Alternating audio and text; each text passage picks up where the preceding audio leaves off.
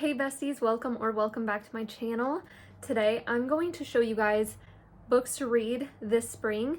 I know there's kind of like only a month left of spring. We're almost into May already, but I still wanted to post this video and show you guys my favorite spring reads and books that I think will be great to read in the spring. So I'm gonna start with the books that I have not read yet, and then I'll go to the books that I have. So starting off with the books that I have not read, the first book that I have is Check and Mate. I mean, just the cover alone is so springy. It's very Eastery and so pretty, all of the pastel colors.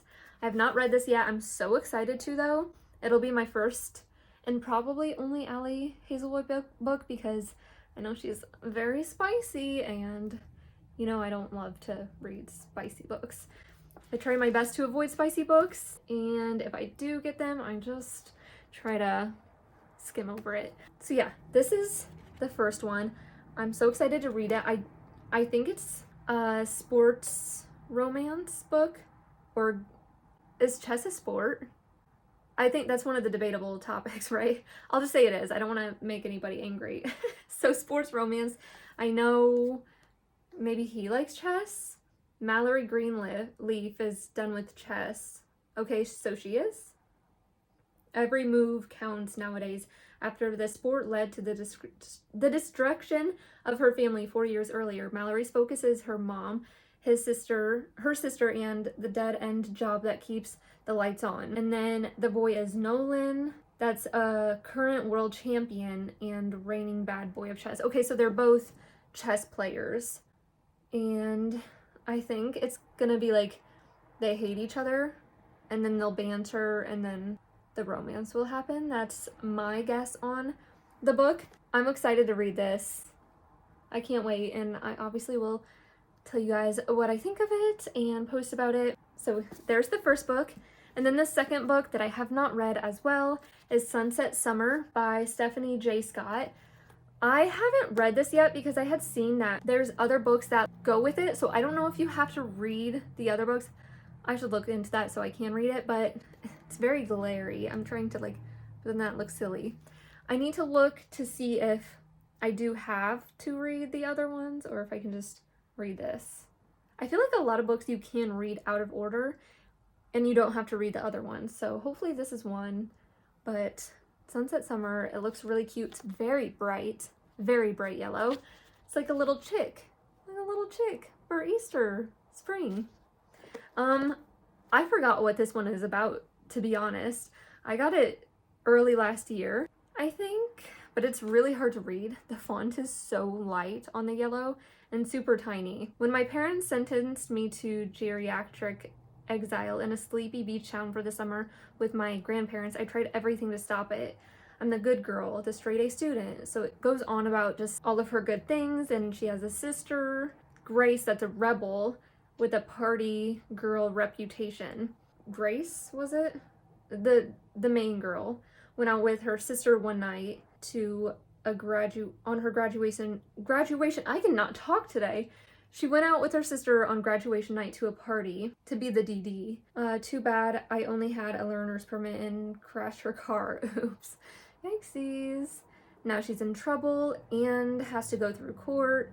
She's being punished in a lot of different ways. Then she meets Will. He's cooler than I am, than I could ever hope to be with.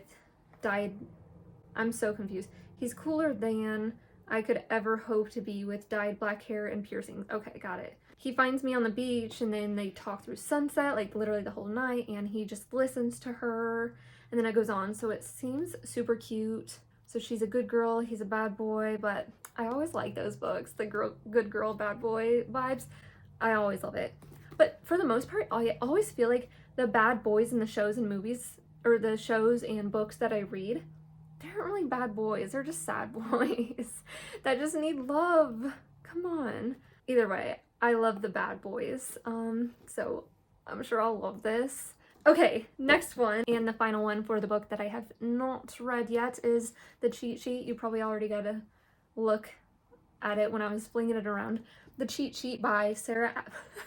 What is happening with my voice? I can't talk. My voice is going all crazy daisy. Sarah Adams. I have two other books I think of hers. Practice Makes Perfect and When in Rome. I think that's it. Yes. And I haven't read any of her books yet, so I'm very excited to. Again, the cover's so cute and springy. Ballerina, football player. I mean, can it get much better than that? So it says, the friend zone is not the end zone for Bree Camden, who's helplessly in love with her longtime best friend and extremely hot NFL legend Nathan I don't know. I'm just gonna skip his last name. The only problem is that she can't admit her true feelings because he clearly sees her as a best friend and no romantic potential. And she doesn't want to ruin their friendship, obviously. After a car accident ended her chance at becoming a professional ballerina, she changed her path and is now the owner of a dance studio. But one more rent increase could mean the end of her studio entirely. Then, as usual, Nathan comes into the rescue, buying the entire building. What a good best friend. Oh my goodness. Buying her the building so she can keep her dance studio is crazy. That's insanely amazing. A stubborn Bree is not happy about it and decides to rebel with a couple. Okay, maybe more than a couple of... Can I say it on here? I don't know. Tequila shots. Then her plan backfires as she spills her deepest secrets to a TMZ reporter. I did not know about all this in this book. Oh my gosh. Or at least I forgot. I want this to be my next read now. Ooh, cutesy. One viral video later, then the world thinks Nathan and Bree are a perfect couple. And then before she can talk about the confession, Nathan's publicist proposes a big opportunity that could mean financial security for Bree. The catch? They have to pretend to be in love for 3 whole weeks. What will happen when Bree gives in to the feelings she's been desperately hiding for so long and could be imagining that Nathan is actually enjoying it? Sarah, Adam, oh, and then it goes on.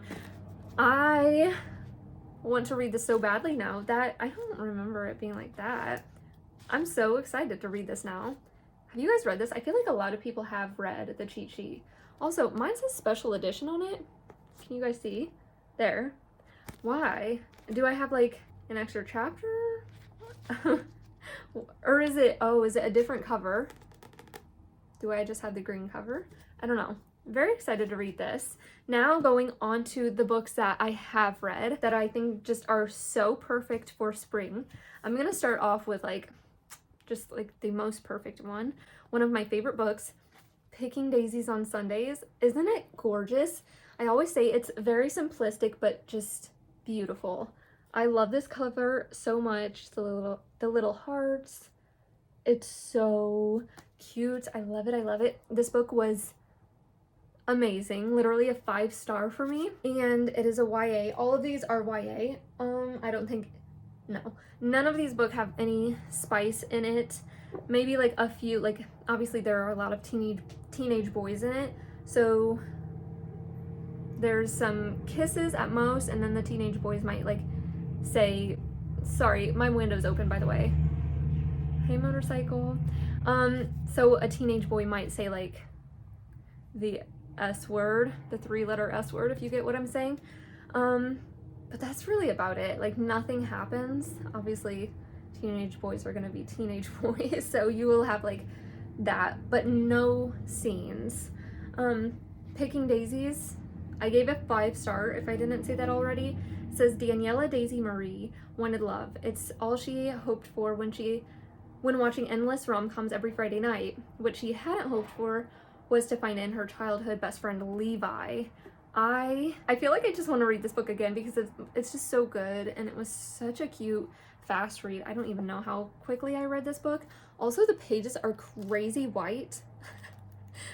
Oh my gosh, I love it. It's just bright all the way around. Isn't it just so cute? The little love letter on top and the heart. I love it. It was the hand-trembling, heart-thumping kind of love that wasn't supposed to happen when you saw your best friend. But it all ended when he didn't feel the same way and she never saw him again. Or she vowed to never see him again. 4 years later, in one night in a crowded bar in the West Village, there he was, just as perfect as ever.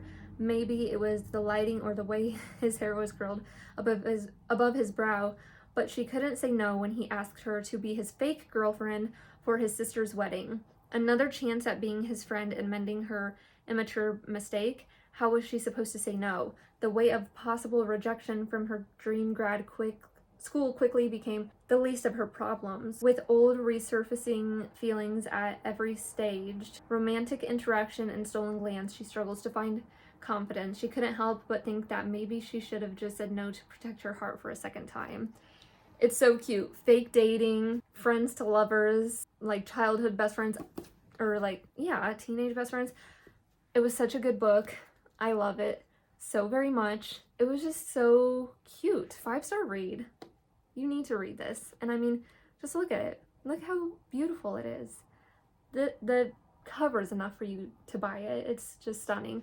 I also have another one of her books, or her only other book, and I just DNF'd it like last week to start another book. I like the other one, but I just wanted to start another book. So yeah, okay. You have to read it. Also, the feeling of this book is so nice. It's like a matte cover and I love it.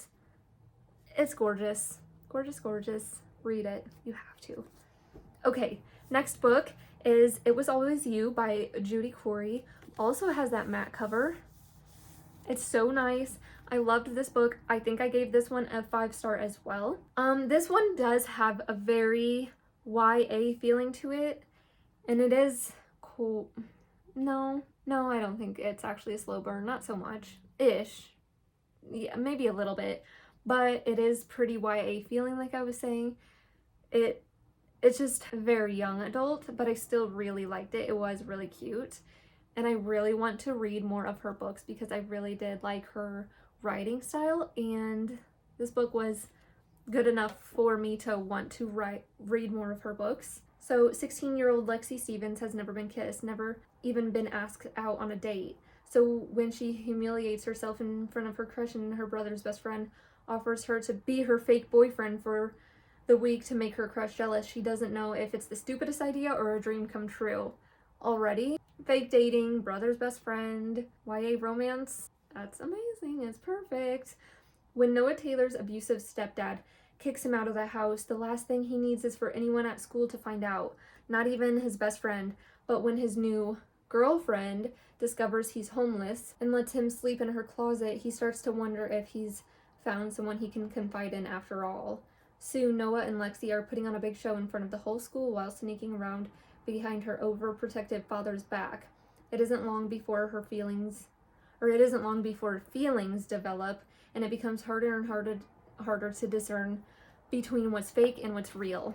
I'm trying to remember now, actually, if this is the book that was very YA feeling, or if it was The Summer I Fell for My Best Friend. Maybe it was actually The Summer I Fell for My Best Friend.